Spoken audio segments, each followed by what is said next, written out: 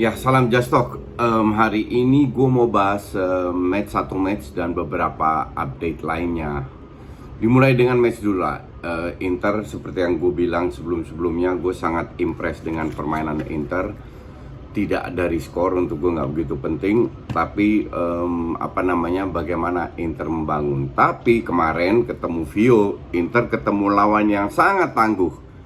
Artinya apa? Artinya Inter harus bekerja keras lah di babak pertama. Untuk gue sih Vio definitely layak unggul 1-0. Kalau finishing lebih bagus mungkin bisa 2-0. Ini berkat yang mungkin pemainnya yang meremehkan Vio atau arogan, merasa bisa semua lawan bisa dibasmi dengan sistem yang sama.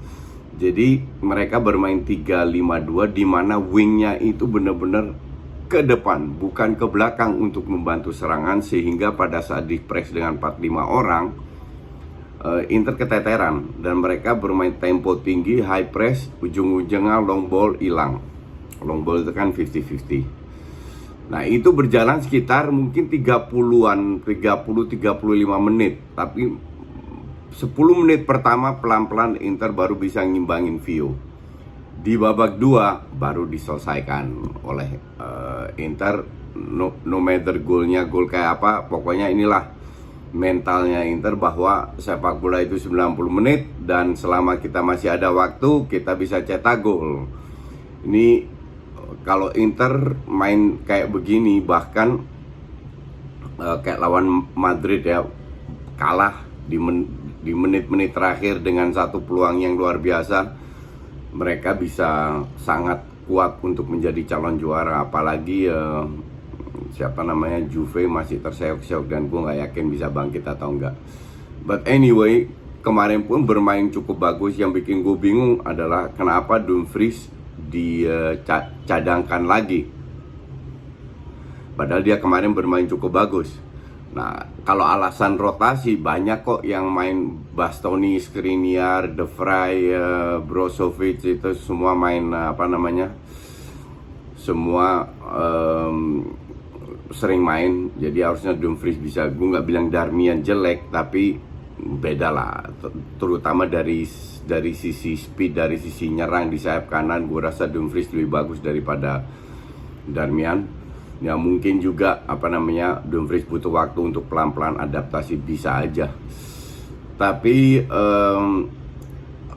intinya adalah Inter tinggal berharap konsisten dan pemain-pemain cadangannya bisa mengikuti apa yang diinginkan oleh Inzaghi.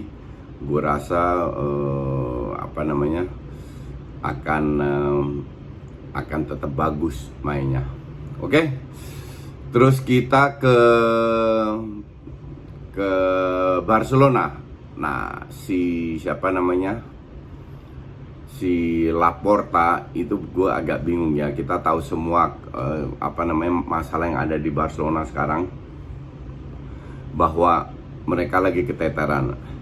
Tapi lu sebenarnya sebagai ketua, lu harus membuat si Kon lebih nyaman. Yang dia lakukan, 2 kali dia bikin statement, kalah lawan Munchen, seri lawan Granada, 2 kali dia bikin statement, ya kita butuh dukungan apa bla bla bla. Enggak, statement kayak gitu justru membuktikan bahwa lu lagi panik. Satu, buat apa lu bikin statement, dan kedua, isi statement lu seperti apa. Oke? Isi statement harusnya kita dukung Ronald Koeman regardless lu mau pecat dia atau enggak. Untuk menenangkan suasana sebagai leader, kita dukung Koeman karena kita tahu banyak pemain yang cedera.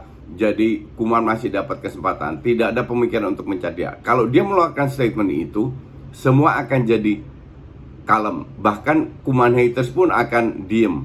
Ngerti nggak? Oh, apapun yang dia nggak akan dipecat. Ini enggak.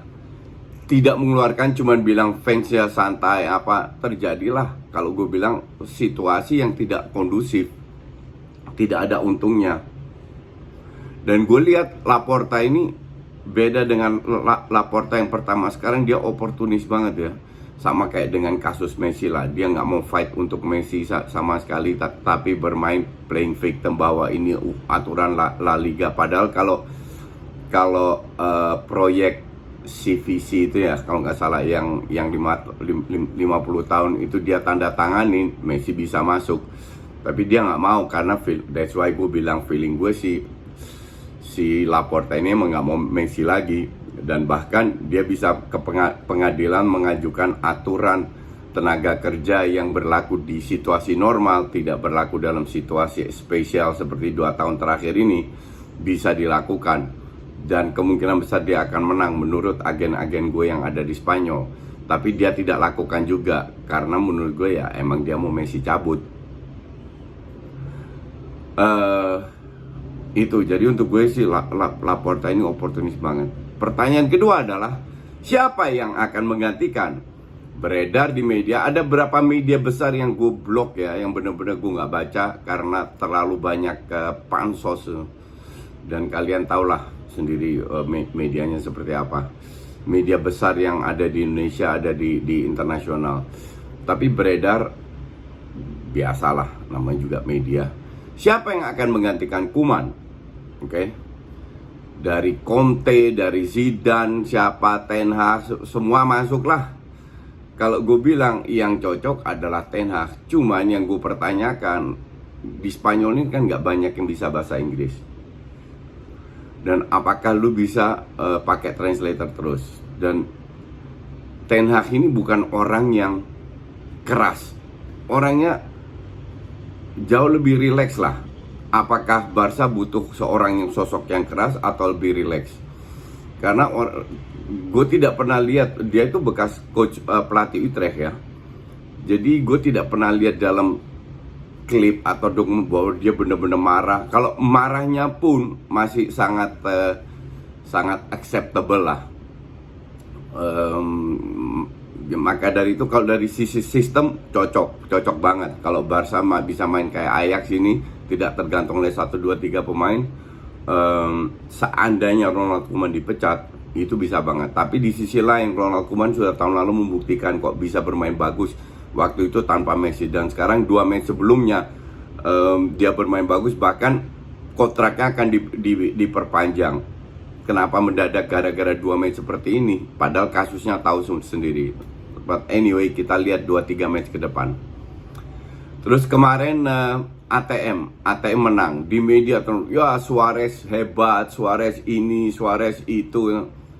Lu kalau nonton itu beruntung banget itu ATM. Ketinggalan 1-0, nggak bisa ngapa-ngapain, dapat setengah peluang, dapat depan gol ini. Tapi mainnya juga oportunis, juga banyak long ball, putar-putar nggak dapat long ball juga. Berkat kartu merahnya Alena yang sama sekali nggak perlu kalau menurut gue, tapi ya namanya juga Alena, makanya dia dibuang dari Barca. Berkat kartu merahnya Alena mereka bermain 10 orang. Nah 10 orang ini beda dengan Granada. 10 orang ini nggak parkir bis. Pada saat ATM menyerang, mereka ikut menyerang, mereka ikut ngepres, dan ternyata fatal. Kalau murni parkir bis dengan 10 orang, gue nggak yakin mereka bisa cetak gol.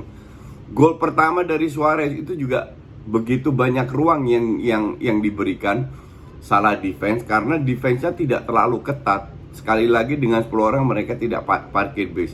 Kalau gue bilang sih lucknya, beruntung aja bahwa ketemu lawan yang tidak parkir base bermain dengan 10 orang. Maka dari itu ATM bisa menang. Tapi dari sisi permainan, ATM itu udah 2 kali seri loh. Sebelum ini sama di Liga sekali, sama UCL juga. Dan gue sama sekali tidak lihat permainan yang meyakinkan.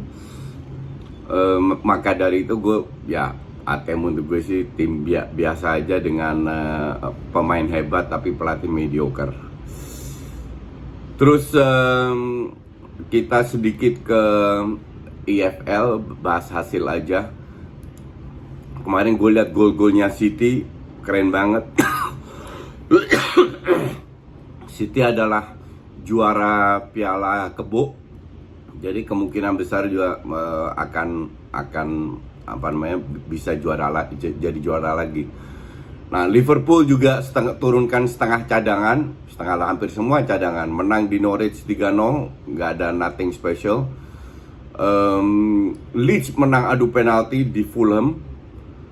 Ntar malam ini seru karena West Ham ketemu lagi sama MU. Sekarang di kandang MU.